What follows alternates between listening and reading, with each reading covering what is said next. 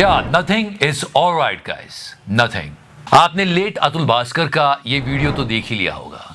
इसमें उन्होंने काफी बातें कही है। इस केस ने पूरे देश को हिला के रख दिया है और सोचने पर मजबूर किया है ना। मेरे ही टैक्सेस के पैसे से ये कोर्ट, ये पुलिस सिस्टम मुझे और मेरी फैमिली को और बाकी लोगों को भी हैरास करेगा जो अच्छे लोग हैं। काफी बातें कही गई हैं। जो सुसाइड नोट उन्होंने लिखा उसे कई लोग पढ़ रहे हैं। इस वीडियो में आपने सारी बातें सुनी होगी शायद। जो मैं पैसे कमा रहा हूं उसी से मैं अपने दुश्मन को बलवान बना रहा हूं। इन वीडियो में सारी बातों को सुनने के बाद क्या आपने वो 3 वर्ड्स याद रखे जो अतुल ने मरने से पहले कहे थे? या last 3 words were justice is due. बच्चा को इंसाफ दिलवा दीजिए और हम अतुल को न्याय दिला के रहेंगे। Justice for Atul. Engineer Atul suicide case में एक बड़ी खबर आ रही है। एक खुदकुशी जिसने पूरे देश को झकझोर दिया है। अतुल सुभाष ने अपनी जान दे दी। अतुल ने अपने लिए तो न्याय मांगा ही मांगा है जो हम उन्हें दिलाकर रहेंगे। साथ ही साथ हर एक उस व्यक्ति के लिए भी न्याय मांगा है जिसकी जिंदगी इन फेक केसेस की वजह से खराब हुई है। और आज हम उन्हीं सब पर भी बात करेंगे। And now people are actually understanding the seriousness of the situation. This word genocide काफी यूज होता है and after listening to this word you will create a picture in your mind कि कुछ बहुत भयंकर हो रहा है जिसमें रत्ती भर भी ह्यूमैनिटी नहीं है।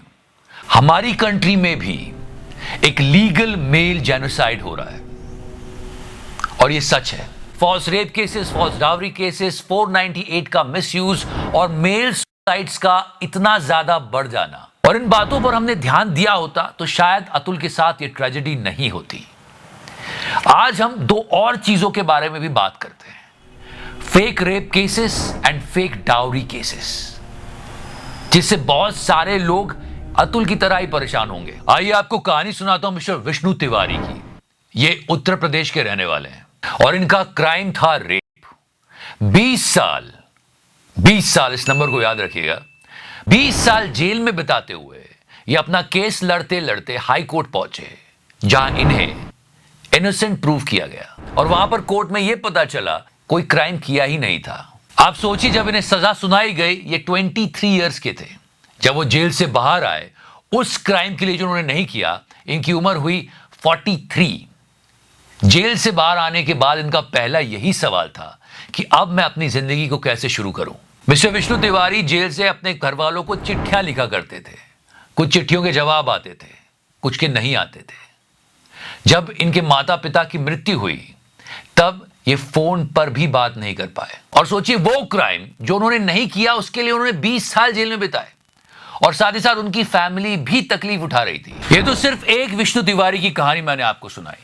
ऐसे हजारों, लाखों, करोड़ों विष्णु तिवारी हमारे देश में जिनकी जिंदगियां बर्बाद हो गई हैं। एक पोर्शन तो ऐसा भी है जिसे डराया जा रहा है यह बोलकर कि रेप केस लगा दिया जाएगा, भले ही वो बंदा इनोसेंट है। उससे मनचाहा काम करवाया जाता है और मुंह मांगे पैसे मांगे जाते हैं, क्योंकि हर एक मेल जानता है इस कंट्री में कि अगर उसके ऊपर ये आरोप लग गया तो उसकी फैमिली, उसका घर, उसका करियर सब डिस्ट्रॉय हो जाएगा। और कई बार कोर्ट ने भी ये कहा कि इन्वेस्टिगेशन अच्छे से हो ही नहीं पाती है। पुलिस ये समझ लेती है कई बार कि हाँ, ये आदमी है तो इसकी गलती होगी। अगर स्टेट वाइज बात की जाए तो राजस्थान में तो कुल रिपोर्टेड केसेस में से 45% रेप केसेस फेक थे।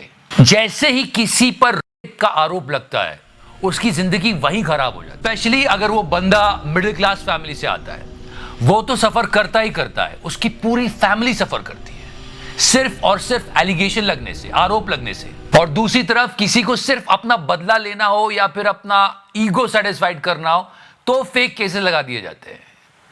हमारे देश में हर साल फेक केसेस की संख्या बढ़ती चली जा रही है। एनसीआरबी का डेटा है। इससे ना जाने कितनी जिंदगियां खराब हो रही है और कितने सारे लोगों को ब्लैकमेल किया गया है। आपको ऐसी बहुत सारी खबरें मिल जाएगी जिसमें आपको पता चलेगा कि एक फीमेल ने पुलिस वालों के साथ मिलकर एक इनोसेंट बंदे को रेप के मामले में फंसा रखा है और ब्लैकमेल कर रही है। गोवा में तो पूरी गैंग चलती थी। This thing is really sad guys. और जो फीमेल्स लड़कों को फेक केसेस में फंसाती हैं उनके लिए इतनी सख्त पनिशमेंट देनी चाहिए ताकि कोई भी इस डर से ये काम ना करे। This is the need of the hour. Now let's talk about fake dowry cases, misuse of 498A। जिस पर तो सुप्रीम कोर्ट ने भी चिंता जताई थी। और इस लॉ को किस हद तक मिसयूज किया जा रहा है आप कल्पना भी नहीं कर सकते। एक स्टोरी सुनाता हूं, शायद आपने पहले भी सुनी होगी। The infamous Nisha Sharma case. Just listen to it. Nisha Sharma की शादी मुनीश दलाल के साथ तय होती है। जब मुनीश बारात लेके निशा शर्मा के घर पहुंचता है तो निशा शर्मा और उसकी फैमिली कहती है कि इन लोगों ने दहेज मांगा है, 12 लाख रुपए और एक कार, और निशा शर्मा वहीं पर शादी तोड़ देती है। मुनीश और उसकी फैमिली के खिलाफ केस रजिस्टर होता है। अगले दिन मुनीश को गिरफ्तार किया जाता है और वो 2 महीने जेल में बिताता है। मुनीश की मां जो अपनी नौकरी से रिटायर होने वाली थी, उनको काम से निकाल दिया जाता है। उनको भटकना पड़ता है अपने पीएफ के लिए और ग्रेजुटी के लिए। पूरी फैमिली देश की नजरों में विलन बन जाती है, वो भी पूरे 9 साल के लिए। लोग तरह तरह की बातें करते हैं, उनका समाज में जीना मुश्किल हो जाता है। लेकिन 9 साल के बाद पता चलता है कि निशा शर्मा झूठ बोल रही थी। मुनीश पर सारे एलिगेशन हटा लिए जाते हैं, लेकिन वो 9 साल जो मुनीश और उसकी फैमिली ने देखे, उनका क्या? 9 सालों में जब मुनीश और उसकी फैमिली इतना स्ट्रगल कर रहे थे, तब निशा शर्मा जिसने झूठा आरोप लगाया था वो पोस्टर गर्ल बन जाती है। लोग उसकी मिसालें देते हैं हर शादी में कि क्या काम किया है, बारात को चौखट से लौटा दिया। क्यों? क्योंकि दहेज मांग रहे थे वो साले। तरह तरह की बातें की जाती है मुनीश की फैमिली के बारे में, और निशा शर्मा को कहा जाता है आयरन लेडी। ये स्टोरी काफी जगहों पर सुनाई गई होगी, आपको शायद पता भी हो। 2012 में निशा शर्मा के भाई की शादी होती है, लेकिन इस बार निशा की भाभी निशा की फैमिली पर डाउरी का केस लगाती है और निशा के भाई को 2 महीने जेल जाना पड़ता है। तो निशा के भाई के साथ वही हुआ जो उसने किसी और के साथ किया था। यह कर्मों का फल होता है और हम भी चाहते हैं कि अतुल को जस्टिस मिले। और अब बात करते हैं मेल सुसाइड की।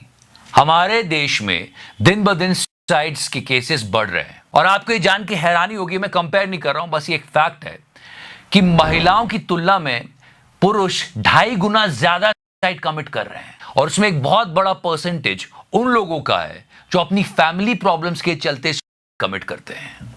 2014 से 2021 के बीच फैमिली प्रॉब्लम्स के चलते मेल्स के सुसाइड केसेस 107.5% बढ़ गए। और ये एक अलार्मिंग डेटा था जिस पर बार बार बताया गया, हमने भी बात की, लेकिन किसी ने ध्यान नहीं दिया। और आज पूरा देश अतुल पर बात कर रहा है। अगर शायद ध्यान दिया होता तो जो अतुल के साथ हुआ वो नहीं होता, और ना जाने कितने लाखों के साथ हुआ नहीं होता। जो मैं पैसे कमा रहा हूं उसी से मैं अपने दुश्मन को बलवान बना रहा हूं।